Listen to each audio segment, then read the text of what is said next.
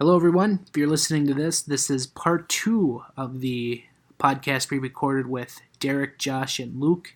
If you have not heard part 1 yet, do check that out. That is episode 156 of the Giles and the Goalie podcast. This is episode 157. But if you already have listened to that, thank you so much, and away we go. The Zone Coverage Podcast Network. They may be drinkers, Robin, but they're also human beings. Hell yeah, let's get Stinko.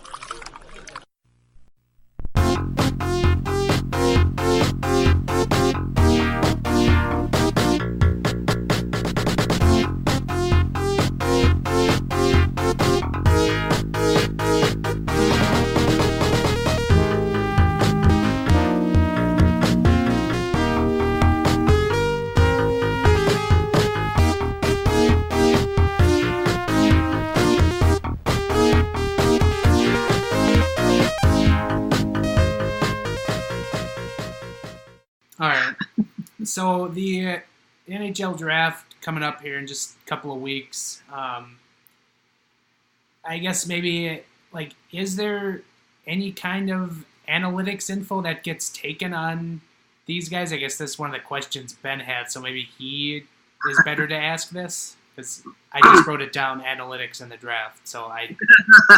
Yeah, I mean, it's as simple as that. You guys do analytics and obviously with the NHL, we have a wealth of information on these players. There's a lot of charting that's done.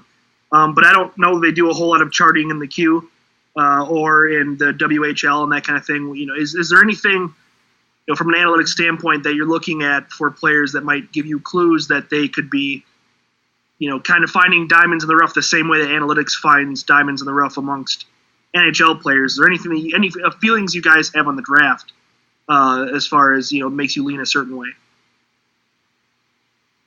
I can just speak briefly on this. I don't have a whole lot of experience following drafts and prospects and whatnot, but it just seems like the data is really, really hard to come by in leagues like this. It seems like every once in a while you'll have a site that pops up that is doing,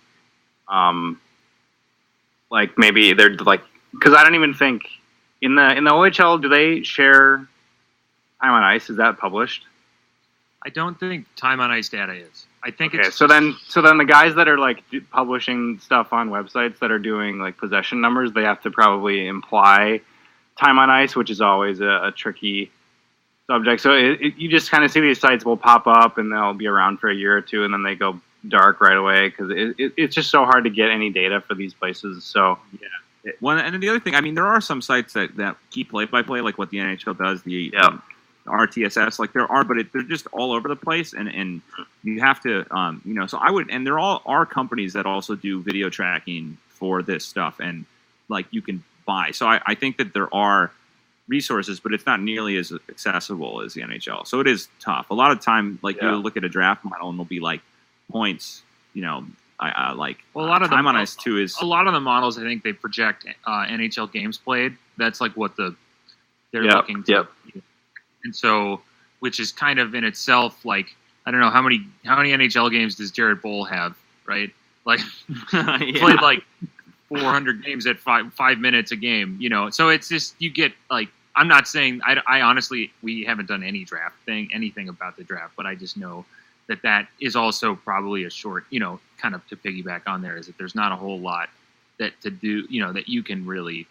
But I will say that is definitely one of the things that I think a lot of teams are working with, and it's hard for us because I'm not in a position that I can either buy this data or if you're an organization, you can spend the money on it to this and then vet it yourself, because a lot of these companies are black box, private data that you can't, that is tracked by people and it's not confirmed or verified by other open source kind of areas. But I know that teams specifically really, really they'll just have people who do their draft work, and they'll have a draft model. I know that the Panthers were one of those guys they're one of the teams that hired a few people who developed the model. I think it was called PCS, that they had their own system. And, so it is something that's definitely plays a part. I don't, unfortunately, have any real experience in looking at draft data at all. I don't have a clue about it really.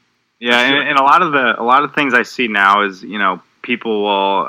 Matt Barlow comes to mind. Oh yeah, absolutely. So he does just the kind of this machine learning model on like previous drafts, and then uses that to predict the upcoming drafts. And the problem with that is you just only have, like, the model only knows what's happened in the past. Like, it doesn't. It's just basically telling you what GMs valued at the time when they drafted in the past. So it's really hard to. So he can say, like, my model thinks this guy is most likely to go number one, but that's because players similar to this guy have gone at that spot in the past. So it's really hard to create, a model that can.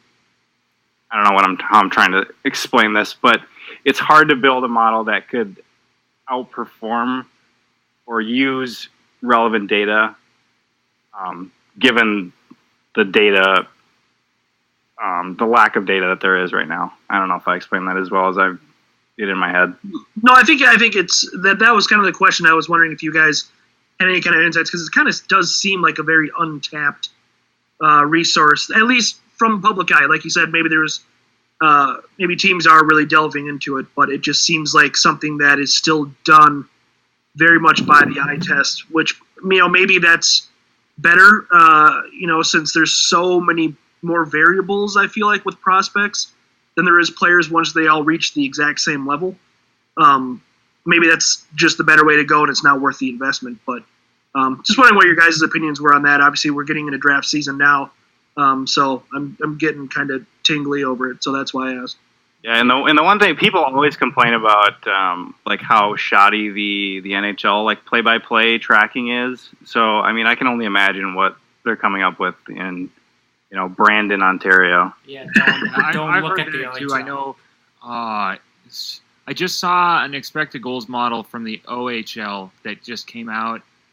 So they do have shot location data, and I know that what was his name? Hayden something. I think he just put out OHL expected goal model, and there was a whole sister article that was going over correcting for the tracking bias, as they say. And so I think that the NHL data is generally pretty good. I think it used to be, there was a couple people who were really getting on how bad the locations were. But in my experience and just talking with other people, it seems like it's just a kind of law of large numbers thing where it's pretty good. And so it's gotten better for sure. Yeah. But in terms of kind of coming back, I think, Giles, is that you talking about the eye test scout thing? Just kind of to touch on that, I think that, I think the scouting department obviously is going to play a huge role in this. But they kind of have the same problem too, where you have to have scouts in Sweden and scouts in, the OHL or Canadian major juniors or whatever, or Finland or wherever it is, and all of those leagues are different too. So a player can look like a world beater in, say, I don't know, like one of the lower leagues, but that might be because the league isn't very strong overall, and so it's really hard. I've heard people talk about this. It's really hard from a scouting perspective as well to be able to compare what you see in, one of the junior leagues to the other league too. And that's a really big problem I heard. I've just, and just if you're in Sweden watching that league and then you go fly to Western Canada, watch that league, what is it? WCHL, is that what it is? WHL. Yeah. And so it's that also can be a thing. So I think that's the thing. If you listen to a lot of, I think the Vancouver Analytics Conference, the hockey conference that was this year, I think Michael Schuckers was just talking again. I've heard him talk, who's kind of one of the original, kind of analytics guys. He's a professor at, I don't know, statistics professor, but he was just talking about, you hear this over and over again, which is that there's a giant hole to fill with draft analysis. And it's just, but there's a whole lot of problems just, because talking to just some people about collecting all of the data, and then it's just each website is different. So in order to get the data, you have to spend weeks coding, each specific website to get it's just a whole huge nightmare that, it's really tough. Yeah. All right. And then kind of the last topic I had here, which kind of plays into our listener question, which we'll get into a little bit, is just kind of the quick recap on the Stanley Cup final and maybe the playoffs overall, if anyone has any big playoff thoughts. But Washington wins the Stanley Cup. I'll gloat over Ben on the next show just to save some time here. But what was everyone's thoughts on the Cup final? Caps win in 5, and they kind of put Vegas in their expansion team place. Finally, somebody did. Yeah, I was thinking about this, and I think this Stanley Cup was probably the last Stanley Cup that I've watched in a long time where I was like legitimately and genuinely happy for the team that won. Yeah, because before with Pittsburgh, I didn't really have any attachment. I don't think I really wanted them to win either time. Obviously, I didn't want the Blackhawks to win. I didn't care about the Kings. I didn't care about Boston. It's just nice to see a team like this and a player like Ovechkin finally get the Stanley Cup. I think it's such a cool thing. And I'm somebody that kind of like poo-poos that, like, great players doesn't like, if they're so good, they should get a trophy, and Ovechkin finally did. So it was really cool. I really enjoyed the Cup this year, and I was really glad that Vegas lost. Probably more than most people. Yeah, that's my take on it. I was really, really happy for Ovechkin and Capitals fans.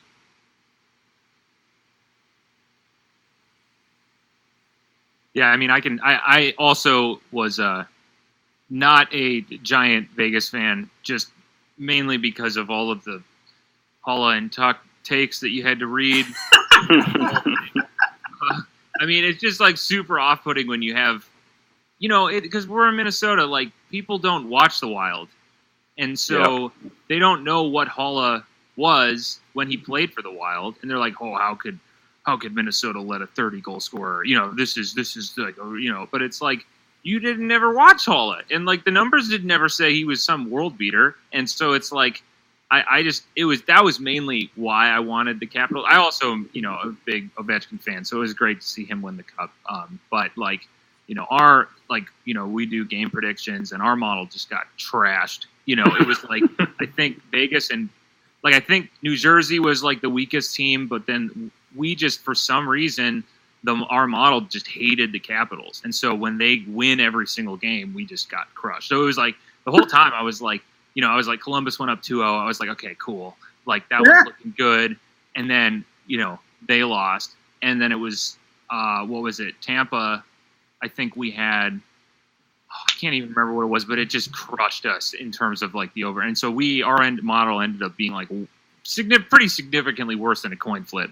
So yeah, that was kind of funny, but that's just from our end. But in terms of like, I don't know, I thought the series was actually really good. Just in terms of like the play, I thought the Capitals looked like the better team for most of the Cup. And I mean, I don't know, I really like TJ Oshie, and I think Dmitry Orlov is a really underrated player too. And even like, Verana, watching him play, I think was a lot of fun too. So, and then I'm not going to say I didn't take pleasure in seeing Paula and William Karlsson and Alex Tuch not really score and having a little shooting percentage drought there, which was nice to see after they significantly outperformed everything that they had ever done in the NHL. So yeah, that was a little, I don't know, biased vindication, if I will. I have another funny tweet from the Capitals this weekend. Did you guys see the Jacob Vrana's tattoo that he got? Yes, I did see that. Yeah. Well, it's just so for anybody that hasn't seen it that's listening, the tattoo is whatever. It's fine. It's just like on his wrist, and it's just a small Stanley Cup with like a couple sticks and like stars and maybe the Capitals logo or something. And he's wearing a short sleeve shirt, and in the photo, he is holding up his like left short sleeve shirt to show off his tattoo. Although the tattoo is only on his wrist, and none of it goes up to his forearm. It's just. So those guys are having a blast, and good for them. It's worth pointing out that he and a few other teammates did that in the middle of their Saturday bender, which began at the Nationals game. That is so amazing. Awesome. But quickly to kind of go back to what Josh and Luke were saying on the Tuck and Holla takes, like, do you guys, I think you guys, but maybe for Derek and Ben, like, do you guys just get, like, blatantly annoyed when you see the most laziest of national takes when it comes to the Wild? Because we've had to sit through the Tuck and Holla takes, and then at the, I think it was sometime around the beginning of the playoffs, the Parisi and Suter contracts are hurting the Wild takes making the rounds. And I actually have an article that I haven't finished yet that was in defense of those contracts and how they haven't hurt the Wild yet. But for me, it was always easy to kind of disregard the national media when they would make their lava fire hot Holla and Tuck takes.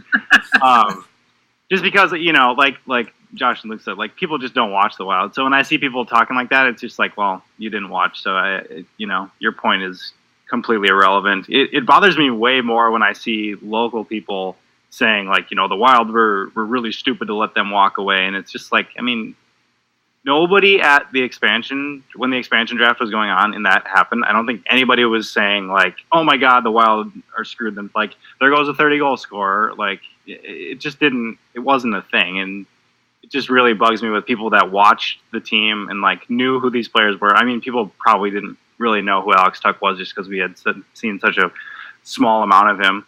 But it's just really, really lazy when, that happens and people just sit on Twitter and scream and talk about how stupid the Wild are for letting 30-goal scorers walk away. Yeah, I mean, it was really, we got into it a little bit with a few people, and a couple people got kind of called out on their kind of hindsight. I think that was the big thing for me. Was there was just so many people who were looking back, and I actually found a poll we did about a year ago. I think it was about a year ago, like maybe to a week or so. It was before the expansion. Yeah, it was before expansion draft, because that was, obviously that was the big talking point, and I put a poll out there. I think we had. I tried to find it. I couldn't get it quickly, but it was. I did a poll of who of the four do you think that Vegas should take, basically, or of these four players, and it was. I think we got like 250 votes, but it was like I think I did Stahl, Dumba, Scandella, or Holla. Those were the four I think at the time that were kind of. And Zucker, I didn't put him in there, but it was really funny because I think number one was Matt Dumba, had basically 70% was the number one. And then after that was, I think it was Stahl and Scandella were at like, 10% each or even a little bit more. And then it was like 4% said Holla at the time. So it's like, that's kind of, and then you see all these people, like Holla was nothing. And then Tuck, I mean, I always kind of liked Tuck, but like I understood, and at the time I was a little bit like, well, I guess if it's between Kaprizov, I think it was it Kaprizov, Greenway, and Tuck? I think were those the rumored three that? Yeah, and maybe Cunnin too.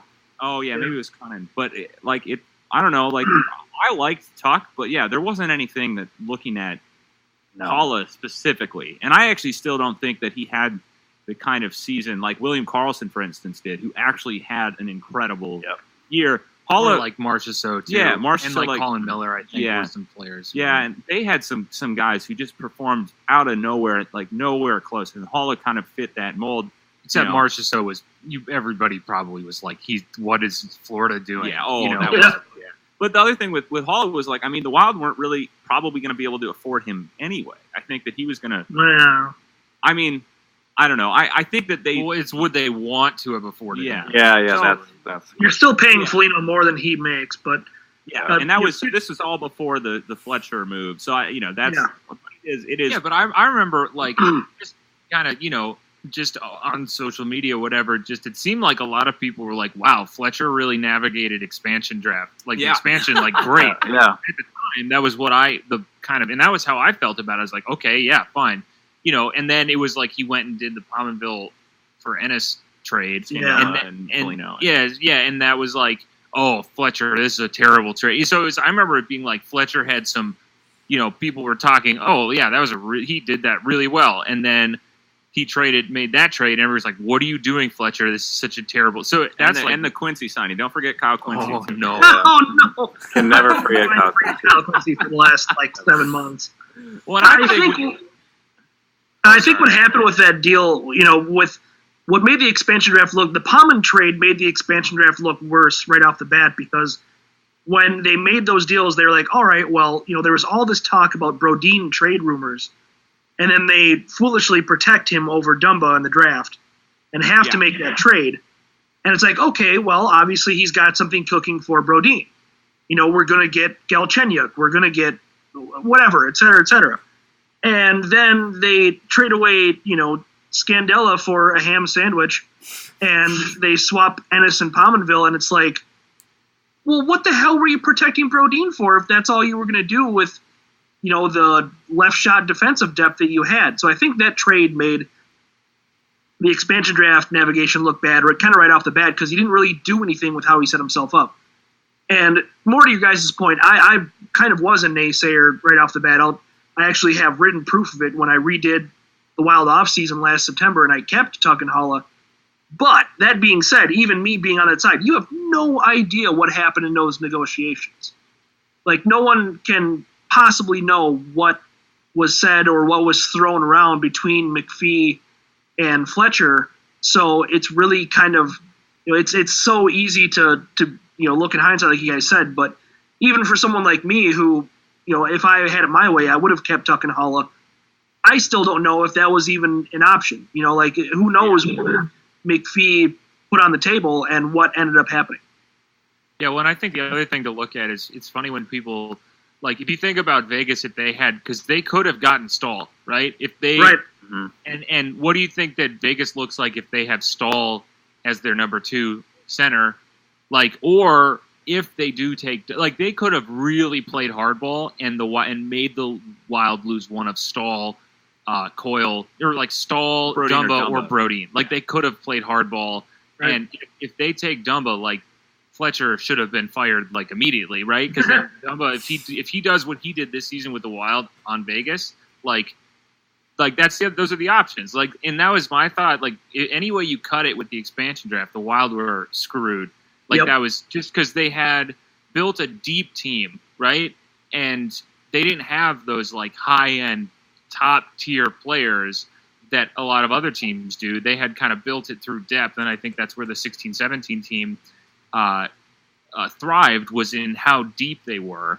And then the expansion draft comes, and like, they're gonna lose a good player, and that's just, it's like, what about Pittsburgh? They lost Fleury, who played out of his mind up until the finals, and like, that's a good reason why Vegas made it all the way to where they did, was what Fleury had like a .940 save percentage, or even higher, and like, yeah, that's just what's going to happen. Some teams are going to be more developed and in a spot where they're set up to get hurt more than, like, say, Buffalo or Edmonton or whatever. The funny thing, to bring it back to that Pominville trade, was that if you look at what happened with Buffalo on that, and they didn't really benefit from that either. I mean, like, Pominville did not have a season even close to what he'd done with the Wild. And Scandella, I mean, I was very much, if you can get Vegas to take Scandella in a deal, like, I was always kind of like, that would be what I would have done at the time, because I thought he was, another team might value him because of the big shot, big guy, but like, I don't think that Buffalo's defense is just an absolute tire flyer, and it's like, and Pominville didn't do much to them either. So basically, both teams lost that trade. And like, it's just kind of like, so it's not like Fletcher really got completely fleeced. It was just like, this was not a necessary trade, and it really hurt the team going into the season. And then they basically had to kind of try out Winnick, Quincy, Cullen, and like just put some pieces together to see if it worked. And then they had all the injuries. So.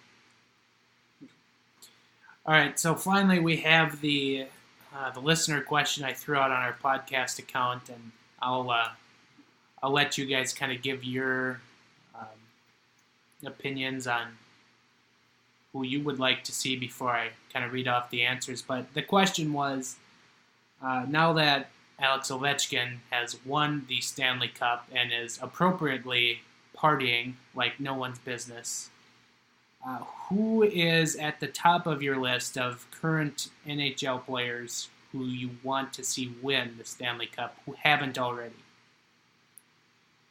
I'll start with Ben. I'll go first, I guess. I feel like I'm missing one, but the one that came to my mind right away when I first saw that question was PK Subban. I just think he's been put through so much shit in the past few years, and like, you know, there's always rumors about like he's not good in the locker room. Like the guy gave $10 million to a children's hospital. Like, how much can you complain? I think it would be really cool to see him win the cup, and you know. Same thing with last year with the NBCSN like desk analyst people like can't remember the guy's name, but he was, you know, calling Subban, Milbury, calling Subban a clown for like dancing on the ice in a playoff. Like, I mean, he's just a guy that's been through a lot of shit. Like a lot of media has kind of dragged his name through the mud, and it'd be really cool to see him stick it to him. It's weird how when PK Subban did the NBCSN intermission analysis during Game 5 of the Stanley Cup Final, Mike Milbury was nowhere to be found. Rightfully so. He shouldn't be on there when Subban's not on there. That's Yeah, I know. Good God. I mean, well, I'll say, like, so we're just going to get Mikko Koivu out of the way. I'm just going to say or any wild player. But I think Mikko player. is one of the players, and I've said this before, I think he's one of the most underappreciated players, forwards in the league for what, but not on the Wild. I think my pick, I would say, is probably, like, Joe Pavelski, Joe Thornton, like either one of those guys. Yeah. I think Joe Pavelski is I mean, he's been an elite player in the league since, you know, for however many years. I think also Blake Wheeler is another player that I could get behind. And I mean, I totally agree with Subban. And then, I mean, and just one of my other favorite, you know, just Erik Karlsson. It'd be cool to see Karlsson get a cup sometime. But yeah, I'm gonna also say, you know, this for the longest time, you know, and this is probably a bit cheesy, but you know, we were both huge Sedin fans, and I think that those, like, given how good they were and how much they gave to that team in Vancouver, like that was, you know, it's really a bummer that that's kind of they ended without anything. But outside of them, I agree. I think Joe Thornton was the first name that came to my mind. Trying to think of like other players, because I think a lot of the ones that I've thought of, you guys have already kind of said. But yeah, I think Joe Thornton, I think would be the number one guy on my just for how good he was and how good he's been for that team. Like, and you know, he's what, 38 or 39 now. You know, It's getting pretty late, I think. But and he was hurt for a good portion of the year. But that'd be a player I'd love to see. You know, I'm not going to steal Giles' number one because I saw his list and it's fantastic. But to kind of piggyback a bit on the Sedin twins. Just from a pure entertainment standpoint, I kind of want to see Roberto Luongo win a cup.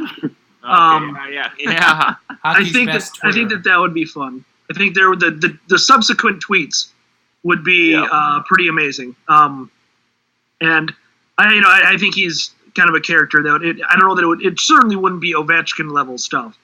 No. But I think it would be fun. I think that, you know, with that Vancouver team that lost to Boston, it would have been, you know, kind of fun to see him get his due there. And he had such a great career, and it's probably more or less going to be kind of forgotten for people outside of South Florida and Vancouver because he never really did anything besides that one long run. Yeah, I think now that you threw out a goalie, I think now that you jogged my memory a little bit, I think Lundqvist is somebody. Oh, see, I was saving that one for Giles, you bastard. Oh, I'm sorry. I should have picked up on the cue there. So now that is the cat out of the bag. That's my number one player on the list. Hank is so much goddamn fun to watch play in goal, and he's just so beautiful. I mean, it can't argue. I cannot argue. No. And before I kind of read the others, I completely forgot about PK Subban, and I am very embarrassed. I think that everyone brought up were great names. I don't disagree. It's not like anyone's like, you know what? I'm really glad Tom Wilson got a cup. Yeah. I will also say, just like one of my favorite, like I love Jeff Skinner. And he seems like just like the nicest guy, and like to see Jeff Skinner or the Hurricanes, there's a great community on Twitter of Hurricane fans, and they're really passionate. And just to see the Canes win a cup with the current players they have would be like, I would like that. If it wasn't the Wild, from my perspective, it would be fun to see some of the players on the, like Jordan Stahl or Jeff Skinner or some of those players who've been really kind of overlooked and kind of underappreciated would be also kind of fun. And then the other guys I had on my list, second was obviously Eric Halla, who would have been a great consolation prize for Ovechkin not winning the cup this year. Pretty sure several framed photos of him with the cup would have gone up in my current residence if that had happened. But somebody also threw out Joe Thornton, which is up there, and I'm not sure we're going to see that at this point because he's old and he's also hobbling around on a pretty bum knee at this point, and that sucks. Somebody also said Erik Karlsson, which he has had a completely awful year, and I hope he gets moved somewhere next year, and then they go on to win the cup. His year in a nutshell can just be described as like crushing. And he's just so good, and he played last year's postseason on one leg, and he was still insanely good. Right. And then the last one I had on my list was just to make the Edmonton media eat their own shit is Taylor Hall. Even though he plays for the Devils, Taylor Hall would be my pick. I can't even imagine the Edmonton meltdown that would ensue. So it would be like Phil Kessel is to Steve Simmons what Taylor Hall is to Madison, right? Or correct. Just like literally any Edmonton writer. I mean, all of them, I guess. Yeah. Is it Staples? I think Staples or David Staples. Matt. But no, I think and the same thing with Subban, like what it would be like in Montreal. Right. One. That's the same thing, which would be pretty funny. Well, and I don't know. I've argued with some people about this in other sports too, but I'm always one of somebody who, outside of my own team that I cheer for, the teams that I cheer for, I think the best players in the league, I really like to see them win because it's, and the same thing in baseball. I would love to see Mike Trout win, World Series, for instance. I think that it's really great when those players who are just certifiably once in a generation type talents, that's kind of what, watching Erik Karlsson, who's honestly a defenseman that is so unique and so incredible, that is just you can just tell that that's what they are built to do. And that's what that's what I always like, Yeah. The other player I just thought of was I think it'd be fun to see Stamkos win. That's another player that I think would be kind of fun. Yep. And so I threw the question out on our social media, and weirdly the most popular response that wasn't a Wild player was Claude Giroux. We had a few instances of him show up, which I thought was really weird. That is weird. Especially given the state of Minnesota sports in the last half year, I don't understand how anyone wants to see another Philadelphia team win a title. They probably were watching our award tweets at the end of the year and saw we had Giroux as our heart. We got a lot of crap from a couple Jersey fans and some other East Coast fans too. Philly fans love Giroux. Oh, they love him. Love Giroux. Yeah. But yeah. It's a strange one for Wild fans to be I want to see Claude Giroux win. That doesn't make any sense to me. Right. He's still 26 or something. Yeah. He's 27, 28 maybe. He might be creeping up there now. Oh no, he's 30. Oh, okay. I'm thinking that he. Yeah, I think he's been in the league for a while. Yeah, we're just not Eastern Conference. I'm some of the other responses I got was we got Aaron Holmes said Rick Nash. That's a fascinating one. Our friend Tony from Hockey Wilderness says, if we're talking non-Wild players in a month or so, I'm picking Matt Dumba. I like his other answer better, where he said Connor McDavid, but with anyone besides Edmonton. Oh my! Very good. I love that answer. Can you imagine what it would take for McDavid to be not on the Oilers? Like, I mean, is that the biggest trade? A replacement level left shot D, 1 for 1. Pierre Chiarelli. Well, it'd be the biggest trade since what? Like Gretzky, or no? Gretzky. I was about to Lindros? say Edmonton has already traded a once every 30-year talent already, so make it twice. Yeah. But is it the Eric Lindros trade that has the whole like all of the trees, kind of like the Genghis Khan like genealogy of where everyone went? I mean, if you go look at that, I think that was like he got. I don't know. I wasn't I wasn't a hockey fan at the time, but like that one's the one that gets referenced. So yeah, I mean, it'd be really funny to think what a McDavid trade would look like. I'm just not sure Connor McDavid fits that team's culture. He should probably Yeah. Bad work ethic. Quickly, some of the other answers I got was John Nomlin said Brent Burns, our old friend who now looks like Chewbacca. Yeah. Patrick Gage said Patrick Marleau. Let's see. Okay. Yeah, that's it.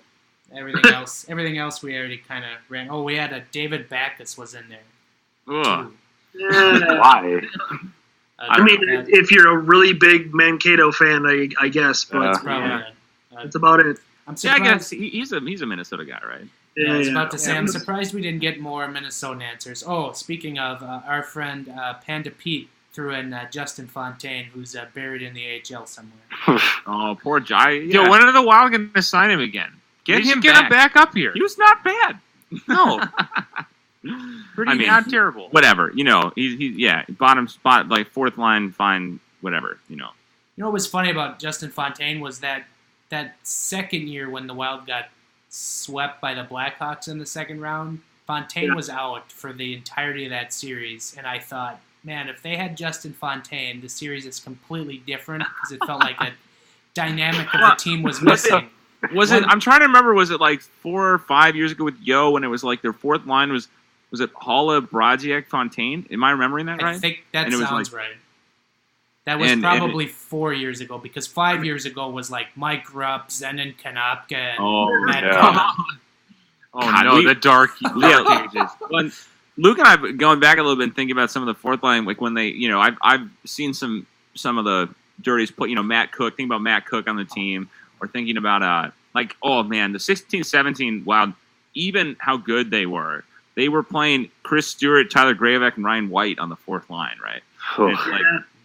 It's like I can't think. Yeah, that's an all-timer. It's hard to think of. Maybe if Jarrett Stoll was still on the team, and that's your centering that line. Yeah, if you have Chris Stewart, Jarrett Stoll, and Ryan White, I can't really think of a worse line. But maybe Buffalo's defense right now. Oh my God, Buffalo's defense is so bad. I'm sorry, we're getting off topic. Coming to a Swiss league near you. All right.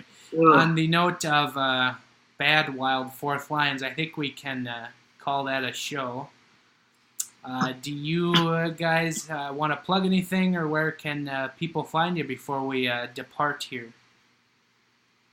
You can follow me at State of Stats, and I write for The Athletic once the season starts, probably. So make sure to give that a follow. And I personally, I just want to thank the Evolving Wild guys, because I've gone to them on Twitter for help with some of the coding that I've done, and they've always been really awesome. So if anybody has problems with our code that they're writing and they want some help and it's hockey related, Evolving Wild is like your guys to go to. I hope you guys don't mind that I'm like volunteering you to be like Twitter's personal help desk, but I mean you guys were super helpful. Just thank you for the show. I mean that for sure means a lot. Yeah, we're always happy to help. It's we've gotten so much help from other people in the community, so it's it's kind of like with the open source coding. It's like you take some from some people for free and then you give it back for free. Same thing with the helping. We've asked a lot of people who are much smarter and more a lot more experienced about this stuff, and so if people have any questions or anything about it, even if it's just like basic like hockey metrics or statistics questions, like we're always happy to if you have a question, like our DMs are open. Yeah, DMs are open right now still. Slide into and like you guys just released your expected goals all your code right on GitHub. Yeah. We just put that out. That was a long. I guess Well, are we transitioning into stuff? Yeah, I don't want to cut Derek. Oh yeah, I'm done. Yeah, go for it, guys. Okay, Yeah. So we write at hockeygraphs.com, and we just put out an expected goals model. Which, if you don't know what expected goals are, it's basically you predict based on every shot what the probability of it being a goal would be, and it's kind of got a long history in hockey. It started in soccer, I believe, but we just put out an article on just basically open source rpubs.com, which we had a tweet about, and all the code is on GitHub, but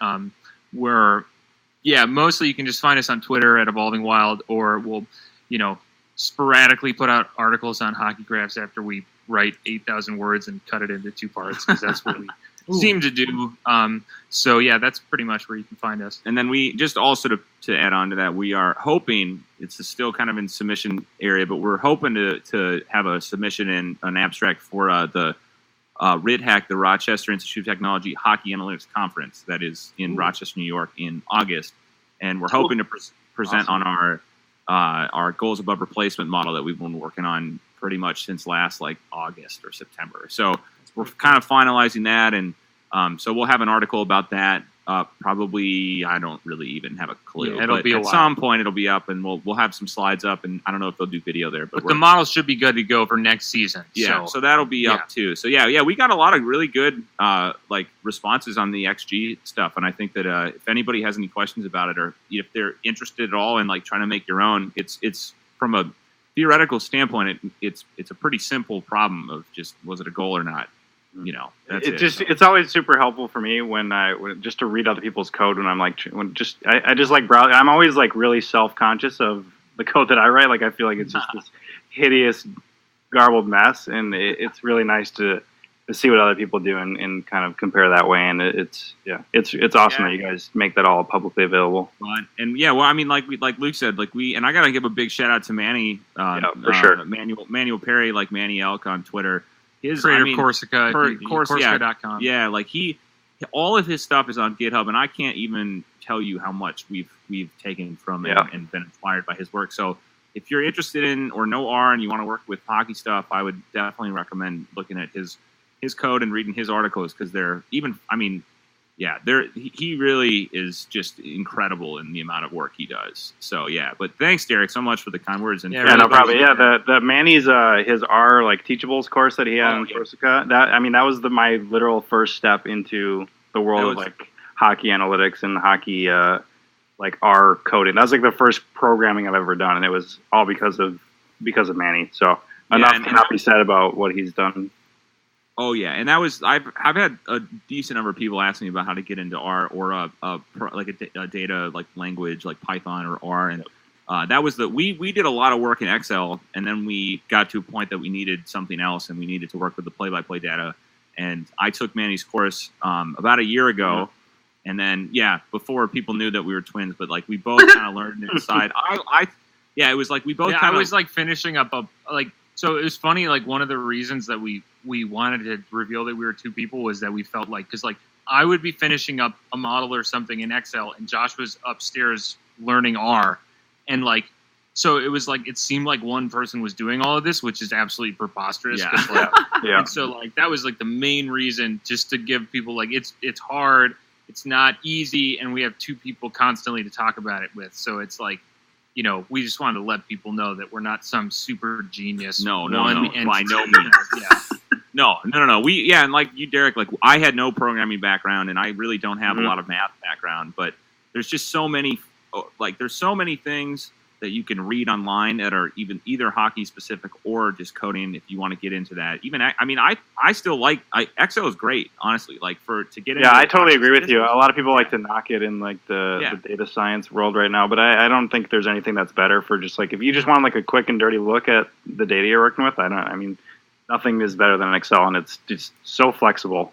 Yeah, and I will just to say it, I guess piggyback on that to anybody who has any interest in that, is that unless you're working with, or you need to work with the NHL play-by-play data, or you need to work with something that has more than, say, maybe 10,000 rows in Excel, I would say, you can do a lot with Excel, and I think it goes long way to learn how to use Excel and do the statistical side of stuff in Excel before you go to another language. It's great. Absolutely. It's a great platform. Do not be overwhelmed if you hear people talking about only doing work in a coding environment at all. Yeah. Very quickly, I almost forgot this. For the Evolving Wild guys, Josh and Luke, since this is your first appearance on the Gels and the Goalie podcast, I have 2 standard questions to ask you ever so quickly. First of which is, do you guys have a favorite hockey jersey in particular, or if you're like Ben and I, you got a couple you have to mention? You can fire those off. Yeah, I do, and this is Josh. So we'll both. You mean like team favorite team in the league? No. Yeah, any historical jersey from any team in the league. Okay. Any jersey from any time. Yeah. Any I've listened to you guys. You guys were both like kind of connoisseurs in like hockey jersey, and I'm a little like scared to like give my take here. I have to. Oh, have it. All takes welcome. It's the next question you should be scared about. Right. I mean, other than Wild jerseys, clearly, right? I think historic jerseys. Other than the Wild third from last year, the old third alternate for the Wild. The old alternate was other than that, was a thing of beauty. I honestly, the first one that pops to mind is the old, and there's a name for it. Let me just. I want to be clear here. Is the old the Coyotes? The Kachina. Is that what it's called? Yeah, the one that has like the pattern along the bottom with like the coyote with like the. We're big fans of that jersey. That's one of my all-time favorites. I also love the old Mighty Ducks jersey too. Like I think that I think that was my answer. Yeah, and then I'll say I love the Islanders fisherman jersey. Yeah. I think that jersey's like hilarious and really super unique. And I really like it a lot.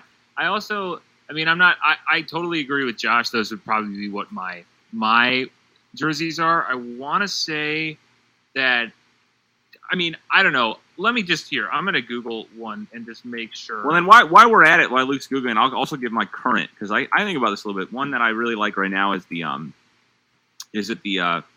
Columbus Cannon, like their alternate. That's one I like a lot. Yeah.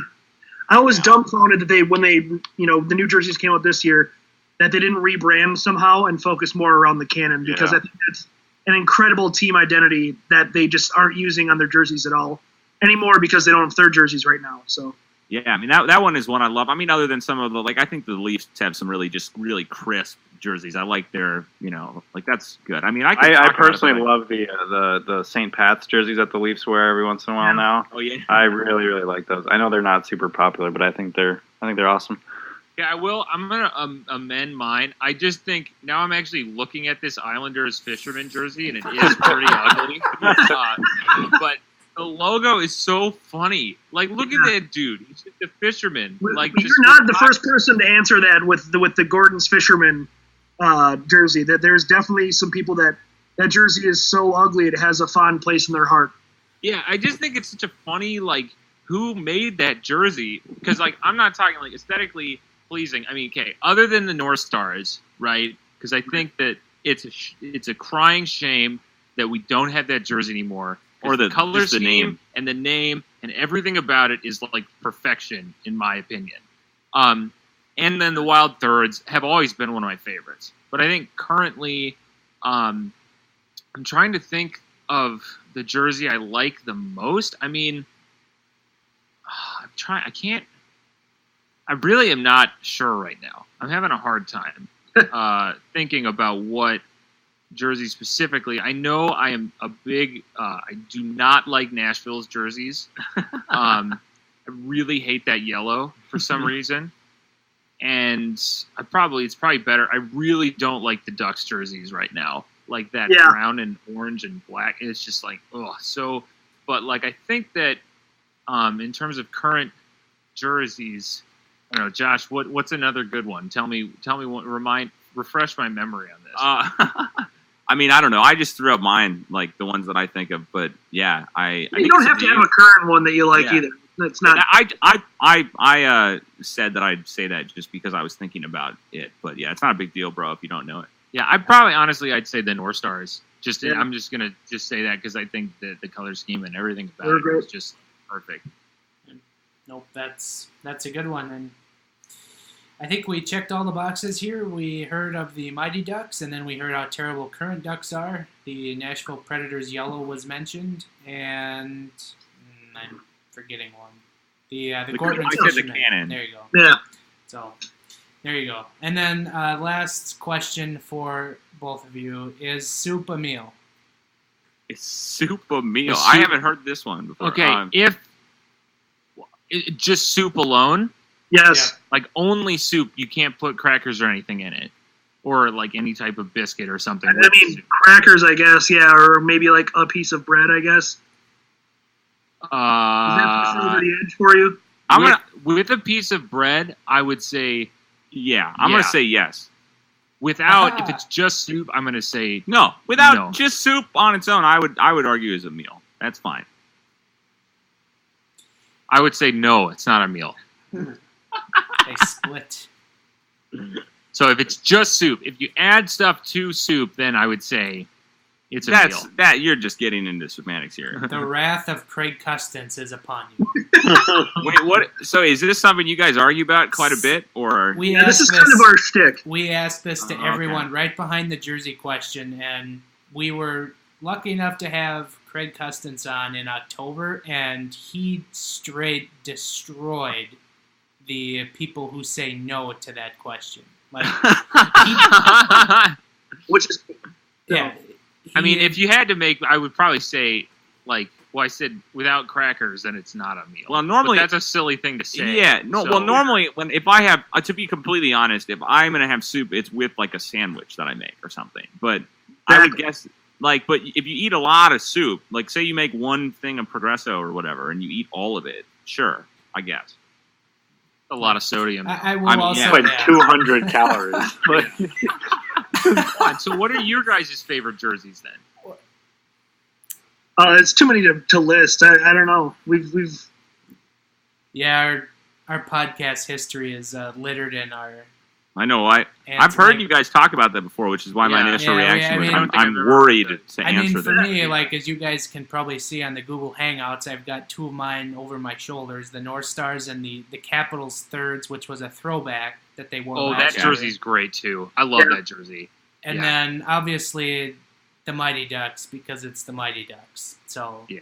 And Yeah. you guys are also right on with the Wilds thirds from last year, and I hope those make a comeback. So, those are Yeah. off the top of my head.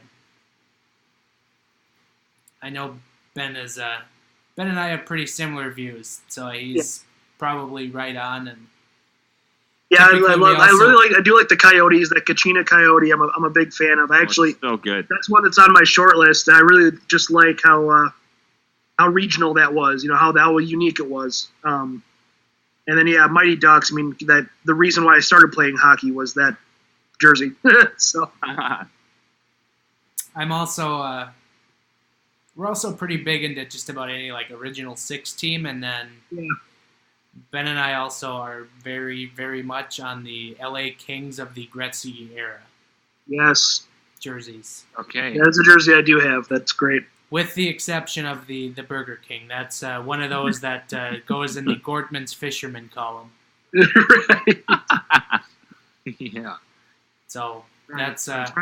that's kind of where we stand, and that I think that can wrap it up. So thanks to Derek and Josh and Luke, otherwise known as Evolving Wild, on Twitter. Again, find Derek at State of Stats. And thank you to all three of you for jumping on and talking some hockey here as we begin the offseason and giving us a little bit more of an analytical view to the Minnesota Wild offseason that is upon us.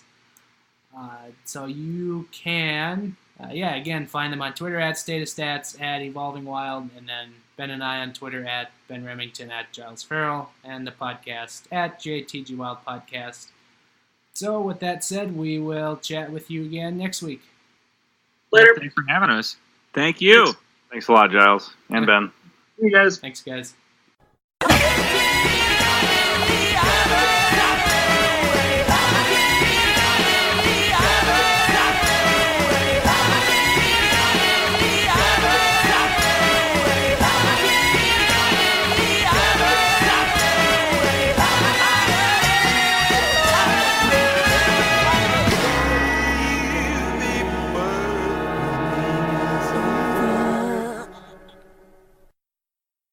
It's not resiliency. You're making it sound like we're good.